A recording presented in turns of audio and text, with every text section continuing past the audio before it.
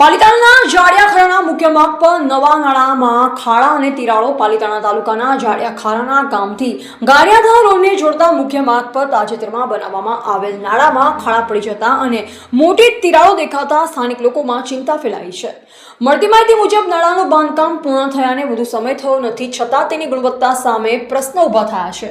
માર્ગ પરથી રોજ વાહનોની અવરજવર થતી હોવાથી અકસ્માતનો ભય પણ વ્યક્ત કરવામાં આવી રહ્યો છે। જાગૃત નાગરિક દ્વારા તાત્કાલિક તપાસ કરી જવાબદારો સામે કાર્યવાહી કરવા તેમજ નાળાનું સમારકામ કરવાની માંગ ઉઠાવી છે।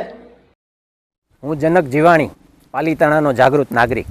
તમે સૌએ જોયું, આપણે 2 દિવસ પહેલાં આ જાળિયા રોડ જે રાણપડા અને માળિયાની વચ્ચેનો રોડ છે, ત્યાં મોટો ખાડો પડ્યો હતો। અકસ્માત ભયંકર થાય એવો ખાડો હતો। આજે ફરી વખત અમે જ્યારે તપાસ કરવા આવ્યા તો રાતોરાત આ ખાડો અત્યારે બૂરવામાં આવ્યો છે। હવે ઉપર માલ નાખી દીધો છે।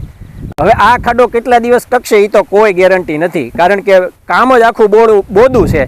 તમે જુઓ, આમાં કેટલા બધી તવડા પડી ગયા છે। આ નીચે જે આરસીસી ભરેલો છે એમાં મોટા મોટા તવડા પડી ગયા છે। એટલે આ રોડ ફરી વખત આવો નવો ખાડો પડશે।